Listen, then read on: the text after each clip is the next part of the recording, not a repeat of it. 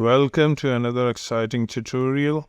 Today we are going to create a product visualization animation using Blender and FlipFluids. Just a reminder that FlipFluids add-on is not a free add-on. You can buy it from their website, and their website is in the description down below. Let's get started. The first step is to save your file. I have saved my file on my desktop. You can save it wherever you like. Select the default cube and scale it up around 5 times by pressing S and 5.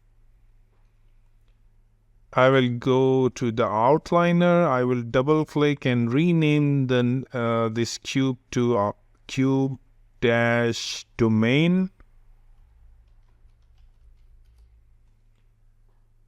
because I'm going to convert this into a FlipFluid domain, and the fluid is going to be created inside this domain. So I will go to Physics tab and I will select FlipFluids, and I will convert this default cube to domain. I will add another cube and I will also scale it up 5 times by pressing S and 5. And I will rename this cube to cube-fluid.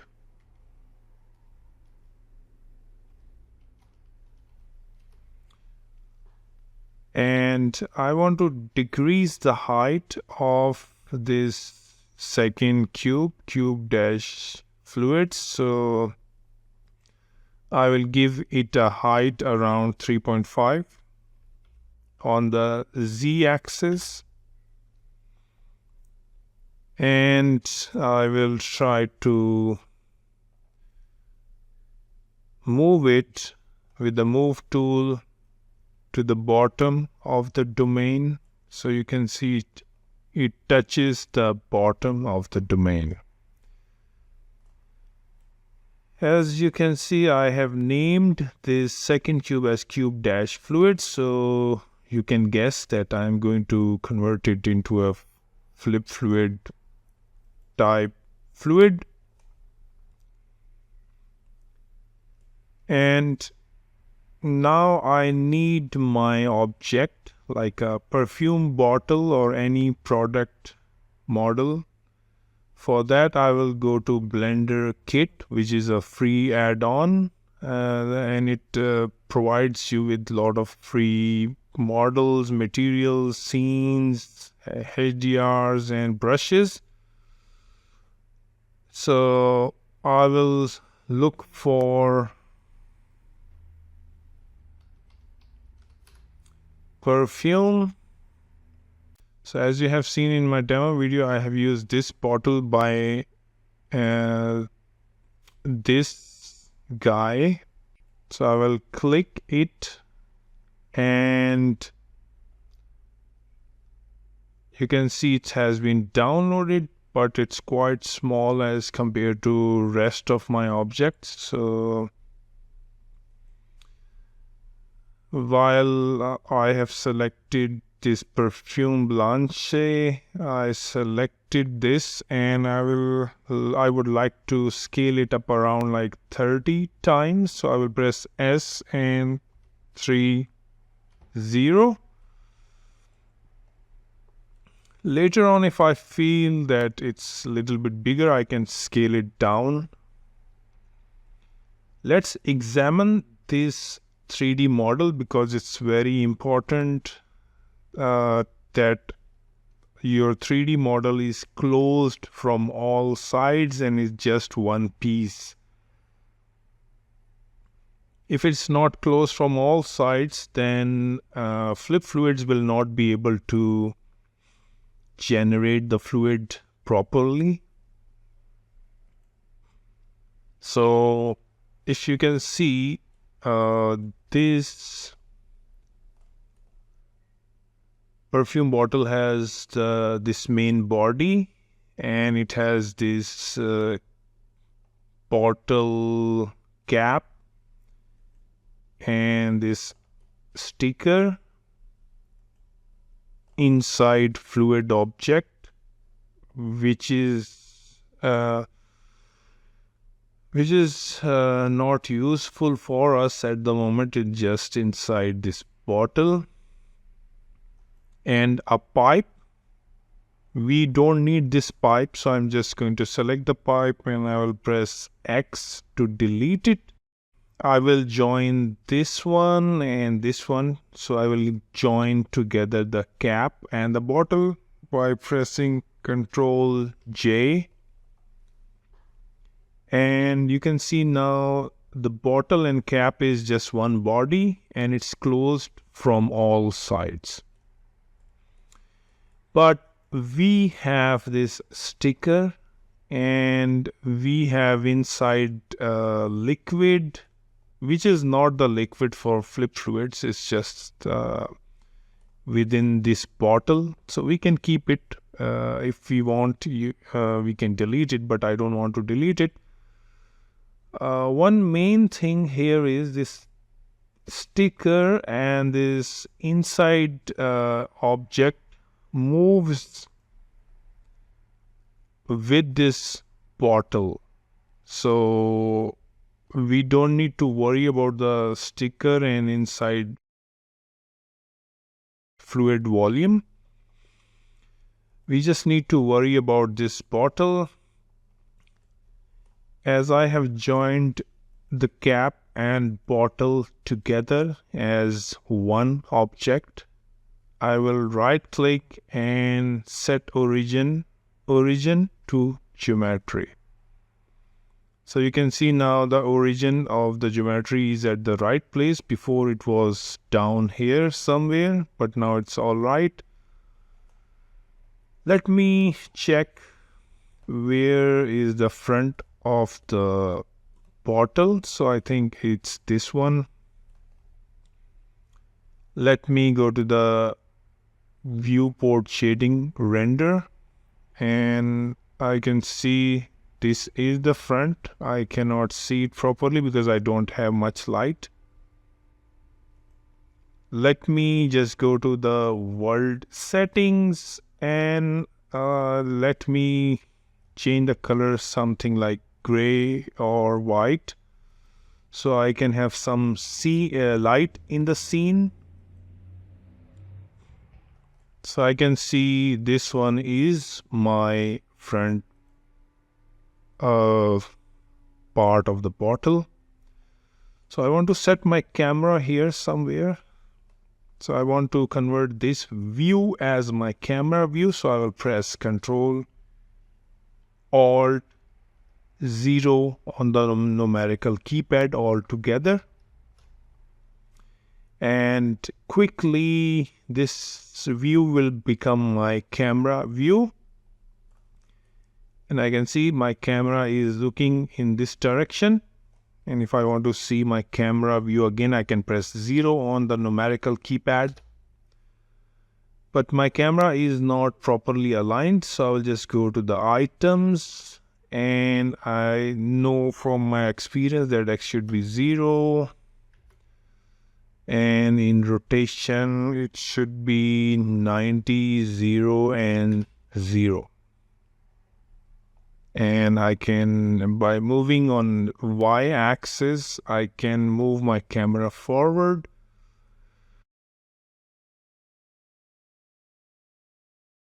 So I will bring it down on the Z-axis. Remember, my camera is selected. That's why I'm using these values to move my camera. Let's move my camera more towards the bottle. So because this thing will be the liquid, so I want my camera to just look inside the liquid. All right, camera has been set up, and let me also apply FlipFluids to this bottle, perfume bottle. Just make sure you have selected the bottle and not the sticker. Then I will go to Physics tab and FlipFluid, and I will select, I will make it an obstacle. Sometimes you have to click this option as well. Sometimes it works without it, sometimes it doesn't. So I'm just don't want to take risks, and I will click this export animated mesh. Next step is to animate your bottle. So as you have seen in my demo video, my bottle comes from up, goes down, and then move up little bit and little bit of animation. So you can create your animation as you like, but if you want to follow my steps, I can show you. I can sorry guys. So I feel that bottle is little bigger, but I think it's all right. So I will just put the bottle here. Let me press 1. So I am looking at the front view and not at the camera view. Maybe I can try to join all these pieces together as one piece. So I will select my main bottle, shift select this second piece, and shift select the sticker and press Ctrl J. I only did this so I can scale them down together. 25. Go to front view. It's up to you if you want to change the scale or make it bigger, smaller later on, but I just want to keep it like this at the moment. Let's do the animation, keyframe animation. So I want my bottle from first frame, something like this. From first frame. To go down on frame 20. So while my playhead is at frame 1, I will press I while my mouse is on the viewport, and you can see it has created the keyframes for all of them. If you don't want to create keyframes for all of them, you can undo this by pressing Ctrl Z, and I think the better way is just to create keyframe for location. So my mouse is on location input and I will press I. So I have only created the keyframe for location. Maybe I can also create for rotation as well. And at frame 20, I will bring it down somewhere here. Also, I want to, by pressing R, I want little bit of rotation. So I think like this, and I will press I on location and rotation. So you can see I have this much animation, and after frame 20 I would like to create some more animation for every 15 frames. So around frame 35 I will bring it up something like this. In the middle of the camera view, and I will again create a keyframe on location.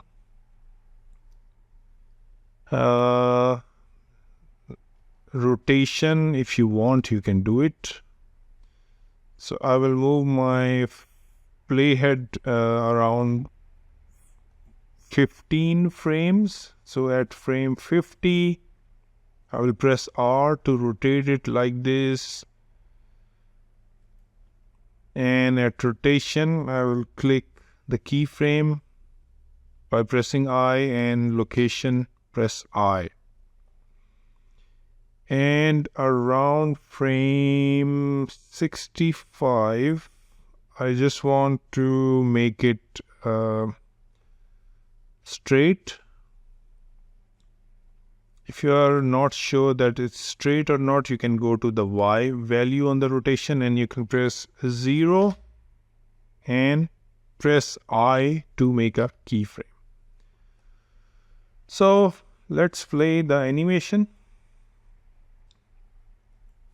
And you can see is similar like my demo video. Save your file and select your cube dash domain. Let's change the settings for FlipFluid. The demo video which you have seen, it was baked at a resolution of 100, and you can go to the FlipFluid white water. We need bubbles, so enable white water and go to FlipFluid display settings and go to white water display. And according to this scale, I think I can keep the white water bubble size to 0.005. It can be changed later on.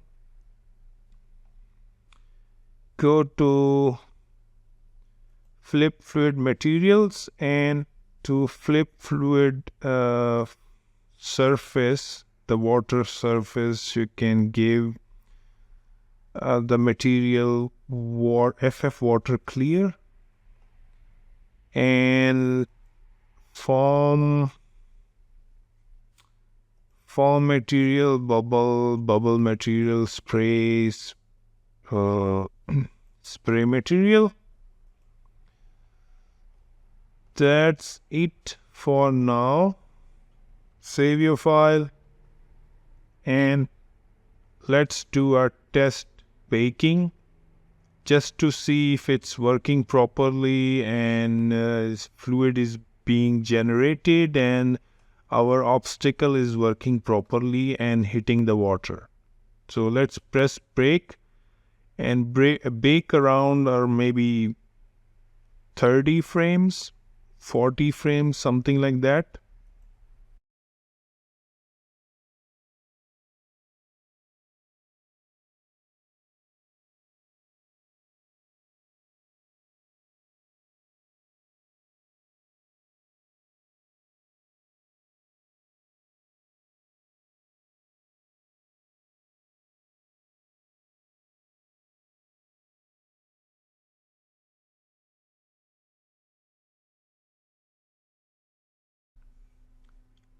So I have baked around 35 frames and let's move my playhead and let's see if the fluid has been created. And you can see a fluid has been created perfectly. And splashes are also okay. In this case, we are not concerned about the splashes because our camera is looking inside the water. Let's talk about some render settings. And select the light. and light will be at the top somewhere. So while the light is selected, change the X and Y position to 0 and 0, and Z position to around 11 something. You can also change the color of the light. I would like to change the color of the light to something like this. I would also like to create two planes for emitting light. So I will add mesh plane and I will bring it up something like this. Above the light. It's really up to you how you actually do your lights and render setup, but just what I did in the demo video, I'm just trying to do that. Scale it up a little bit, something maybe like this, and you can have a different material for this plane. So I will create a new material and I will select the emission material, and I can select any color which I like. I will duplicate this, or I can actually create a new plane. Let's create a new plane so we don't get confused. Plane, and I will bring this plane down because it's going to emit the light from the bottom, something like this. And I will also create a new material for this, and I will convert it into emission light emitting material. I can give it a blue color, and one very important step is that I need a surrounding cube for reflections. So I will bring a cube, a new cube. So I will just rename it to cube dash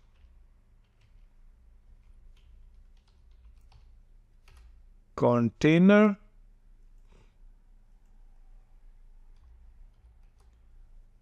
and this will contain the scene. So I will scale it up around 5 times by pressing S and 5, and I would like to delete some faces of this cube. So I will go to the edit mode and I will select the face mode, select face, and I will select the front face. Select the face mode. I will select the front face,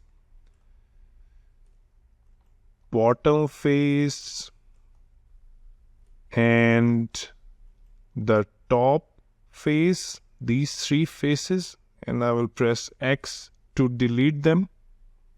X, delete faces, and I will go back to my object mode. So you can see I have actually keeping only this, and this face.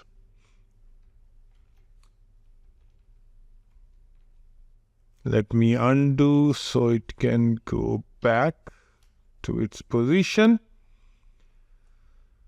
I just want to increase the height of this tube cube dash container, not tube, cube dash container. So while it's selected, I will increase the Z scale to something 11. So it's just covering everything. And let me see the viewport shading in the render mode, and it looks quite good. In this mode you cannot see the bubbles, but you can see that we have some weird lines here. We have these lines, and these lines. How to get rid of these lines? You can select your cube dash container, and I will squeeze it so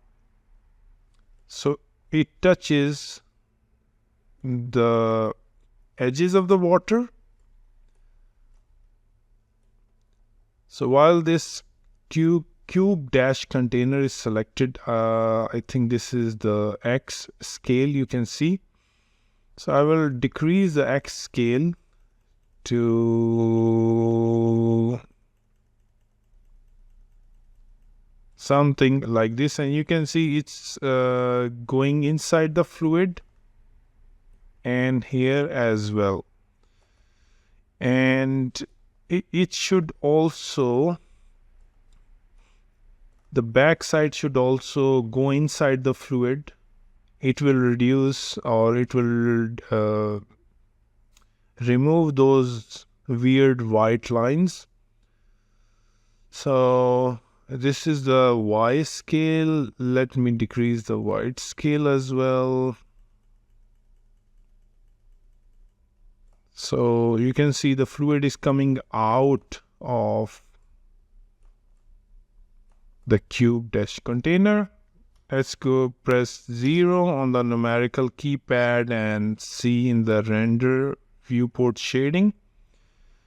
And you can see the white lines are gone now and looks much better. Let's change some more settings. Select this bottom plane, which is for emitting the light, and bring it a little bit down so it doesn't come inside the camera view, something like this. And you can play with the emission strength of these two planes, or with the light, is really up to you how you deal with that. You can increase it, you can decrease it. One thing I want to do is I want to select the camera, and I go to the camera settings, and I want to change the end to around like 100,000 because our scene is quite bigger.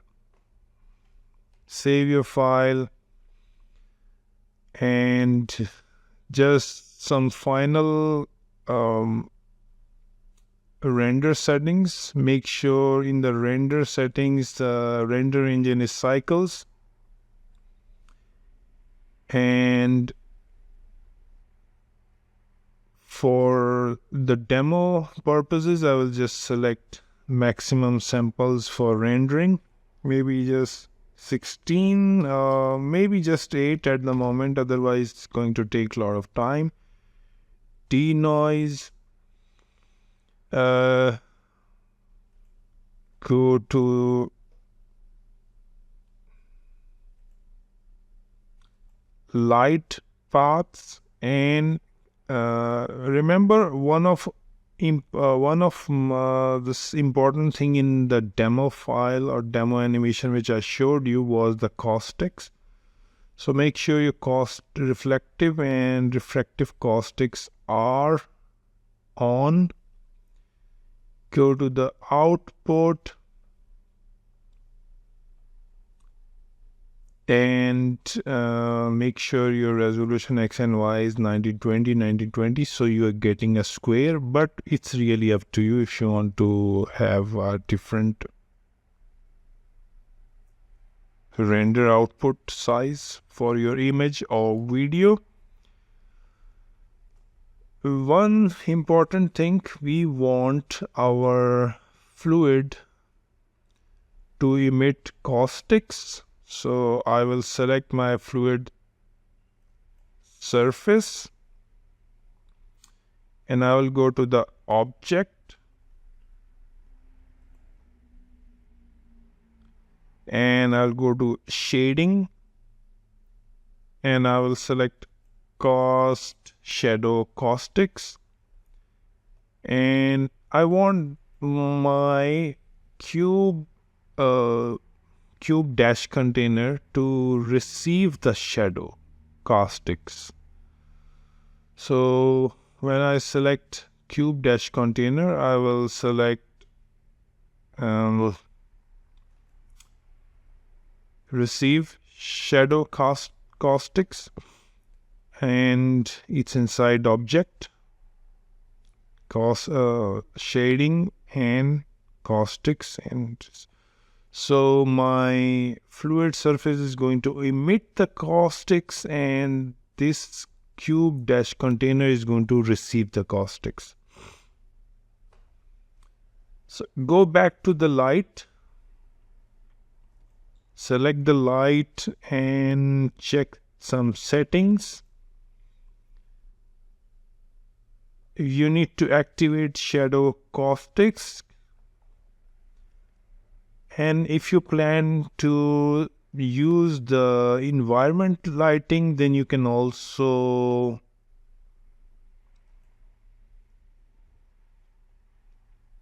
click here, shadow caustics. It will also increase some caustics, but I think I'm not going to use any environmental lighting because I have enough lights from this plane, from this light, and from this plane. So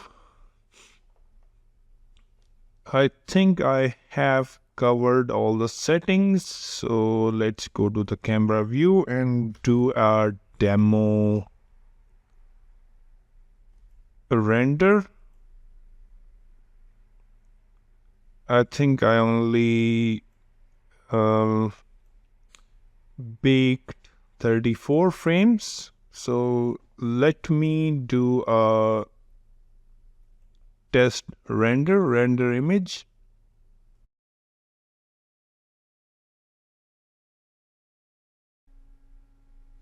And our render has finished and we can see we are getting the bubbles.